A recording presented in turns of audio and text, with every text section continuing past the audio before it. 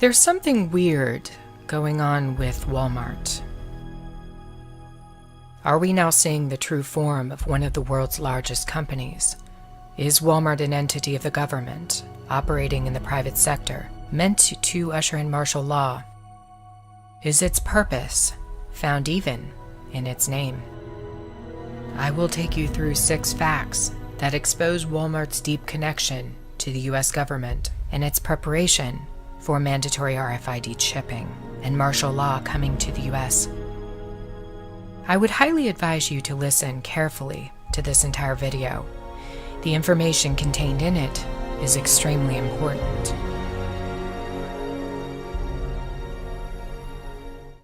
Fact number 1. To understand the truth about Walmart, you first need a history lesson. The founder, Sam Walton, is long deceased, but his legacy is very much alive. What is he remembered for? Well, you may not know that Sam Walton was a part of the U.S. intelligence agency during World War II and a security chief over internment camps located inside of the United States. These camps held hundreds of thousands of whites of German and Italian descent and Asians of Japanese descent. They were held there after FDR violated their constitutional rights. Sam Walton oversaw these prisoners of war. The Walmart U.S. government connection is not new, you see. It goes way, way back. Armed with that information, let us continue to fact number 2. From 2001 through 2016, Walmart has received an estimated $50 to $100 billion in secret subsidies granted by the U.S. government. We know several industries are subsidized by the government to keep prices low. But why Walmart? There are entire websites dedicated to following Walmart's grants, tax breaks, and earmarks. These websites unanimously agree that Walmart has received tens of billions of dollars in kickbacks over the years. Why are they getting so much money? Is it merely to keep their prices low? Or is it for other expenditures? Fact number 3.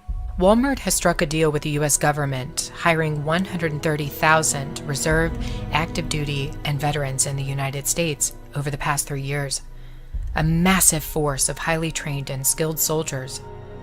It's an odd fact, because recently they just fired thousands of regular workers and closed 269 stores because of financial problems, or so they said. Walmart explained that their 2016 store closings were an attempt to save money. So why did they just hire 130,000 new employees? Of course, we always celebrate when veterans are treated with respect and given good jobs, but this is strange. 130,000 sounds more like a small army. In fact, Walmart's soldiers make up 10% of the company's total U.S. workforce. That is a huge proportion of new hires, especially for a company who just claimed that they had financial difficulty 6 months ago. What in the world is Walmart doing with its new army? Fact number 4. In the last 20 days, 24 homicides or attempted murders have happened on Walmart's premises around the United States. These crimes range from shootings to stabbings to arson to suicide to attempted vehicular homicide. Having reviewed these alleged crimes, I ask the question, are they even legitimate? Or are they FEMA exercises that Walmart is carrying out alongside the Department of Homeland Security? Many details from the Walmart crimes aren't adding up, and it makes me question the validity of the entire event. For example, I'll play a 911 call from the Amarillo, Texas Walmart shooting. In it, a witness says that 2 gunmen are clearly involved, but later, only one is killed by the SWAT team and no hostages are injured. 6-3 to base, be advised, we got 1 suspect with a hostage in it. There is a second suspect somewhere in the store. We are in the store. My question is, were Amarillo and other Walmart shootings legitimate? The audio in the Amarillo case told us that there were 2 shooters, not 1. Likewise, in other alleged massacres around the U.S., major discrepancies were made that could make one question the validity of the event.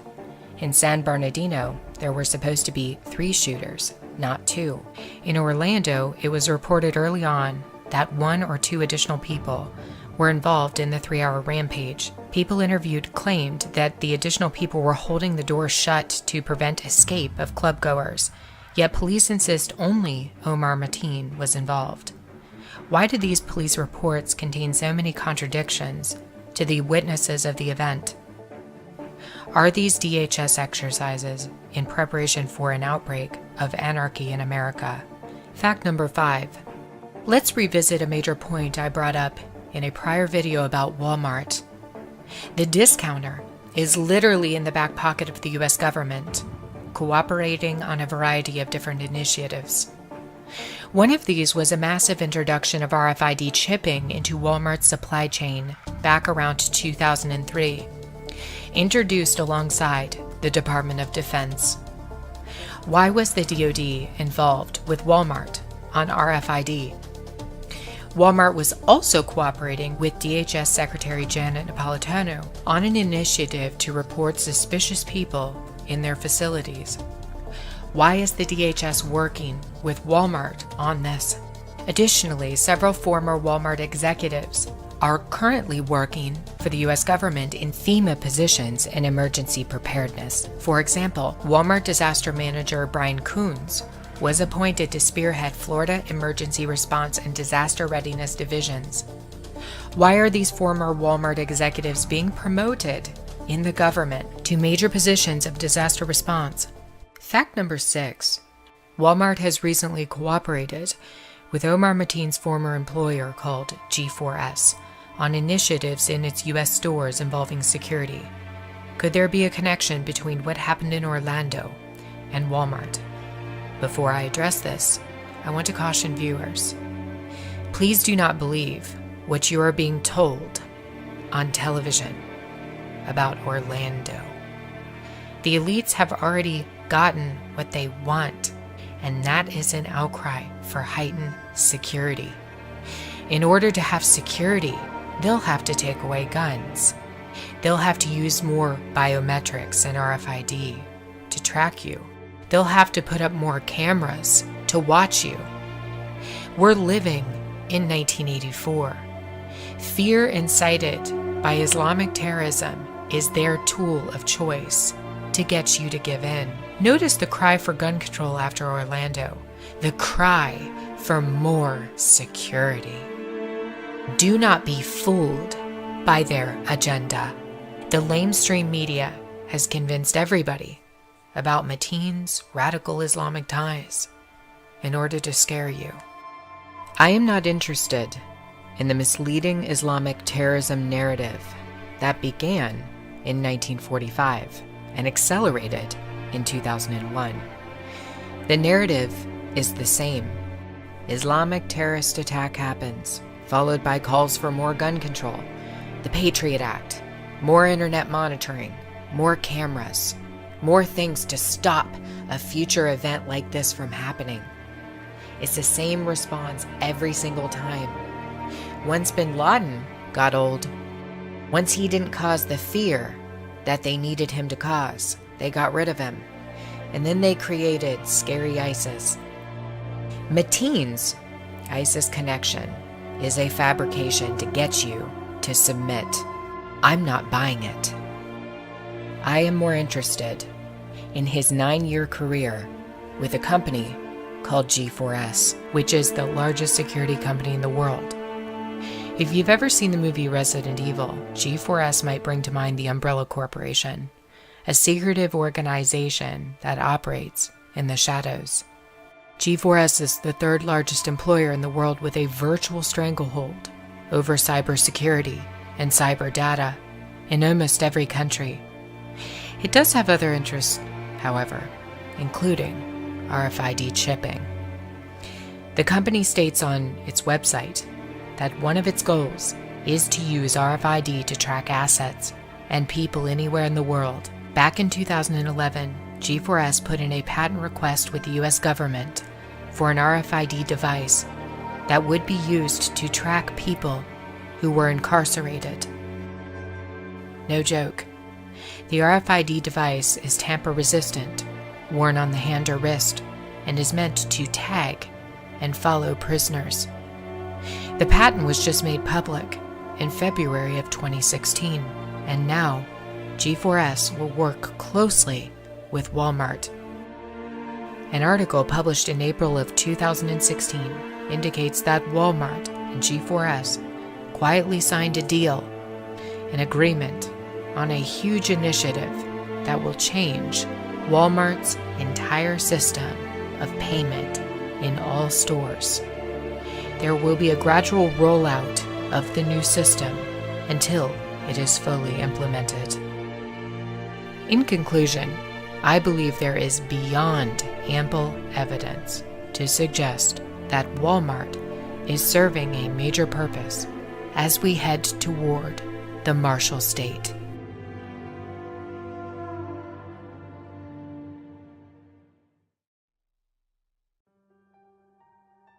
Walmart store closings keep getting stranger and stranger. Here are 5 facts about why Walmart's closings are not normal and may signal that massive unrest is coming. Number 1. Walmart originally closed 5 stores in the West and Southern United States in April 2015 without publishing a press release. Workers in Walmart were notified the day of that they would no longer be employed with the company, resulting in 2,200 lost jobs.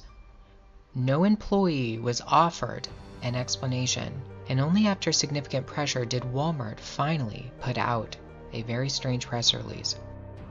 The stores closed due to plumbing problems, and the estimated time for their reopening would be 6 months. Number 2.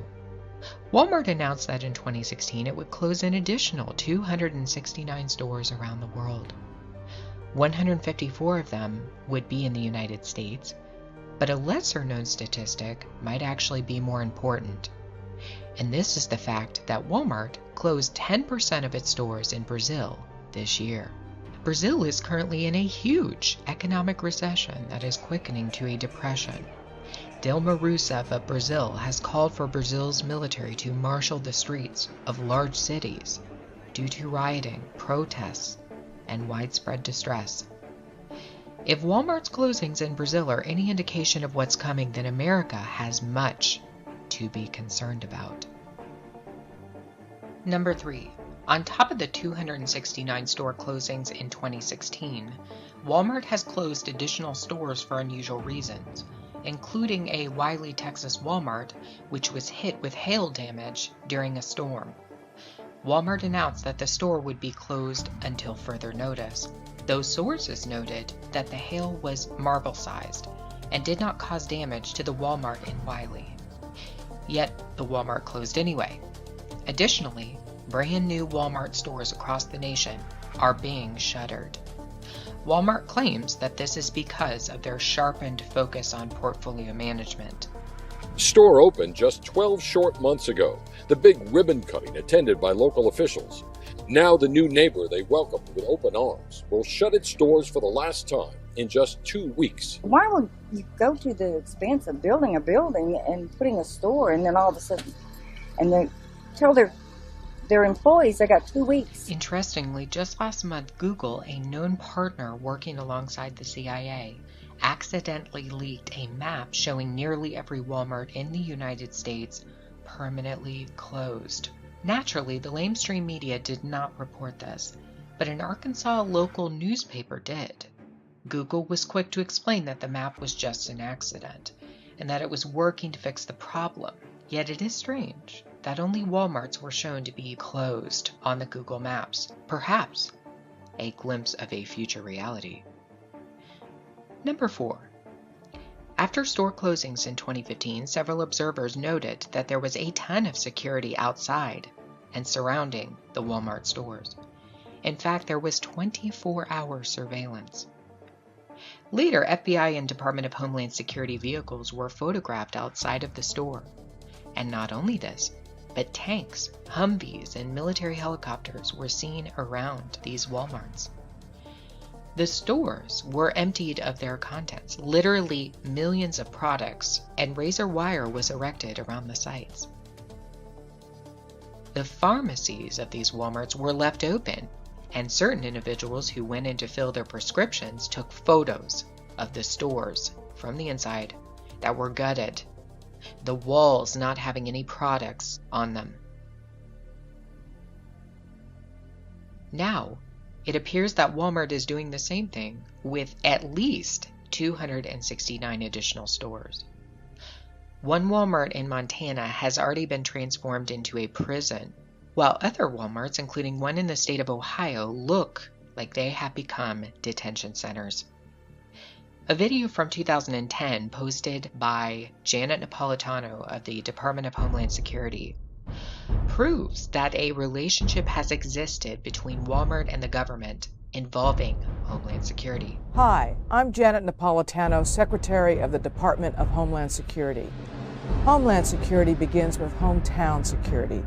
That's why I'm pleased that Walmart is helping to make our communities more safe and secure.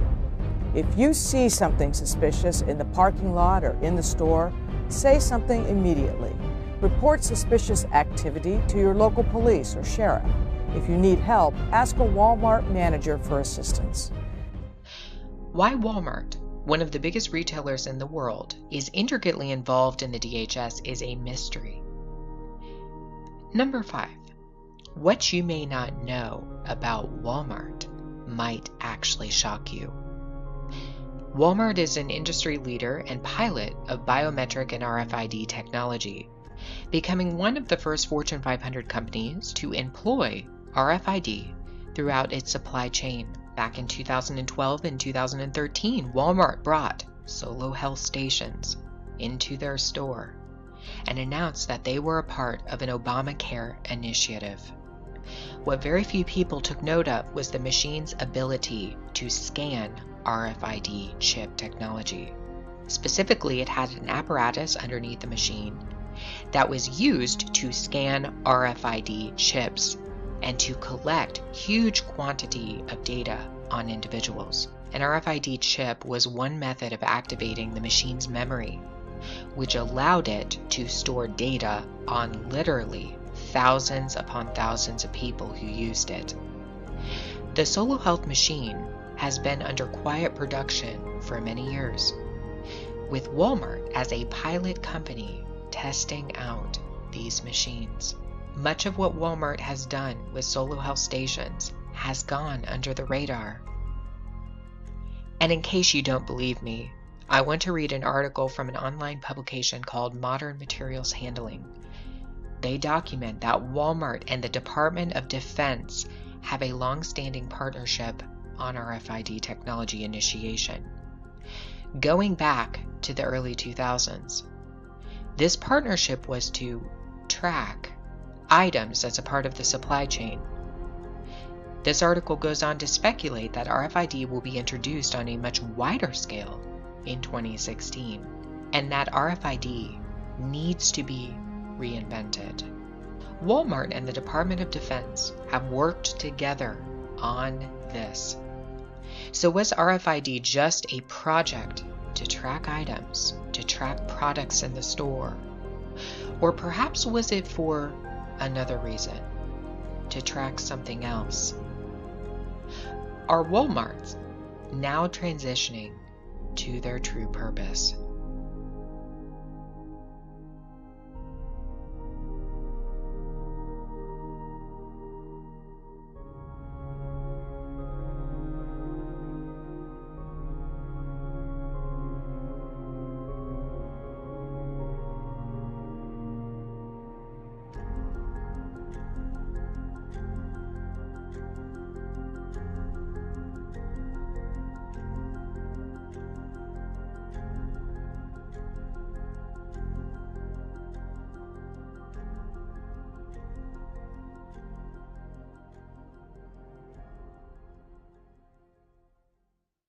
A three-part show on Sci-Fi Channel portrays a curious scenario set in the future.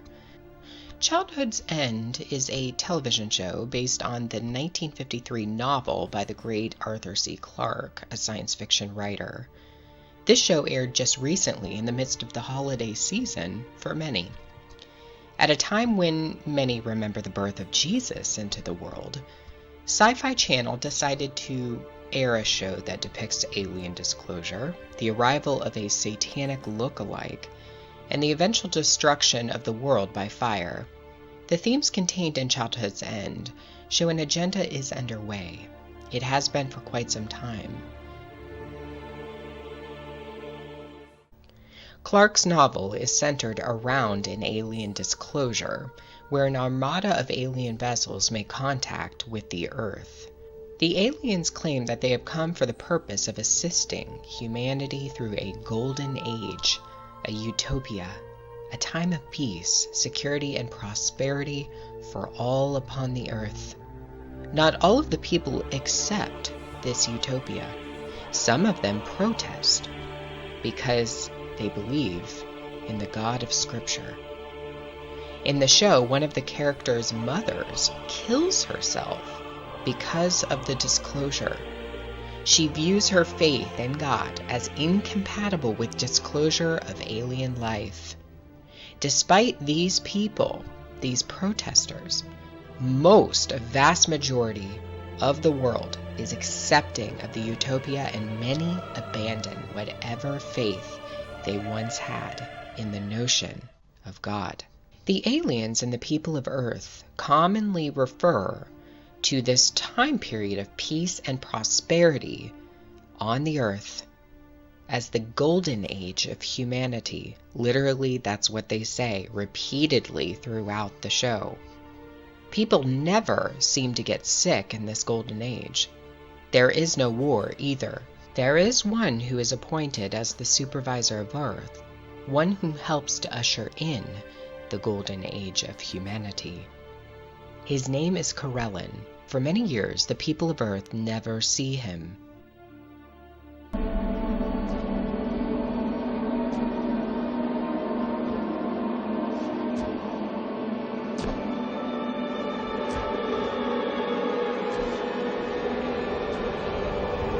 Eventually, they do see him when he is unveiled.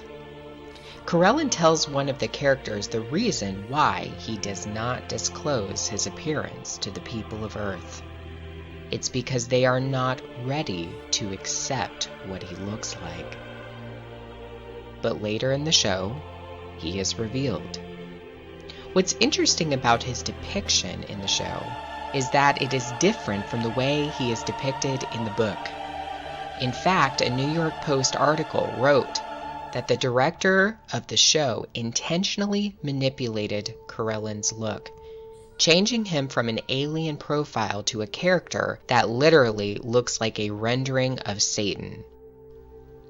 When Corellin is unveiled to humanity, he looks suspiciously like the unveiling of the satanic statue in Detroit that happened this past summer. In fact, Corellin, the supervisor of Earth, is 9 feet tall and flanked by 2 children when he is unveiled, a girl on the left and a boy on the right. The satanic statue is also 9 feet tall, with 2 children on the side of Satan, a girl on the left and a boy on the right. Both the statue and the scene in Childhood's End depict the children looking up to the satanic character with longing, with great admiration.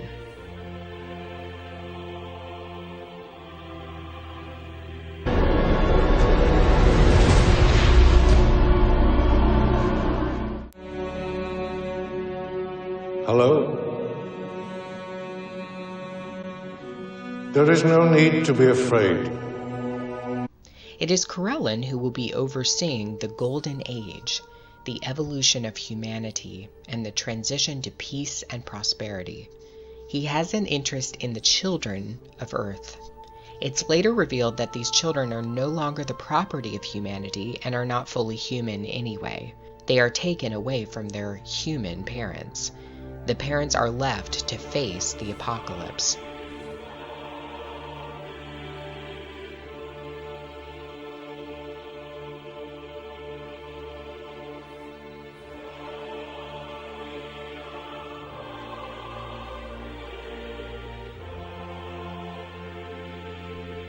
Occult symbols are put on display throughout the show. First off, Corellin has the ability to manipulate and control time and space.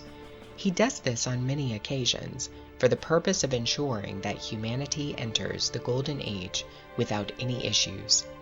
There are multiple references to the fact that Corellin and the alien invaders are assisting humanity through evolution towards a higher state of consciousness. These aliens are called the Overlords, and they have been on Earth once before. Why do they look like demons? Like our exact idea of devils. They look like our idea of devils because they've been here before. We've been waiting for them. We knew they were coming, so when they brought about this change, it scared us on some deep level because we could never stop it. A relationship between all living things and the stars themselves. Perhaps we've always known the Overlords were coming. Okay, so because of some crackpot ancient philosophy, we knew they were coming to do good. So then why turn them into the personification of evil? Humanity has waited expectantly for them to return.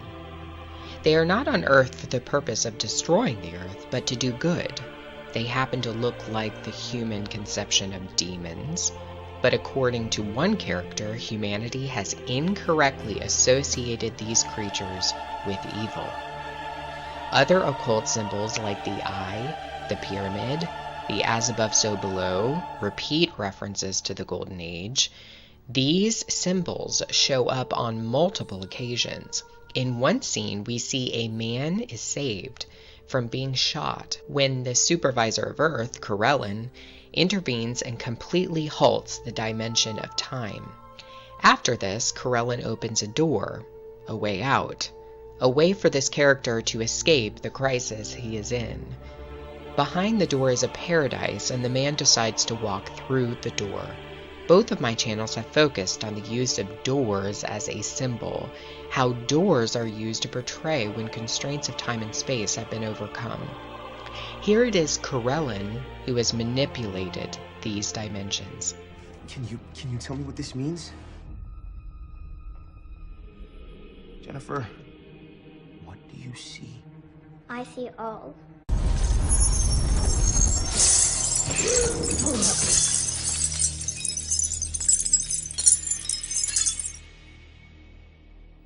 The end begins.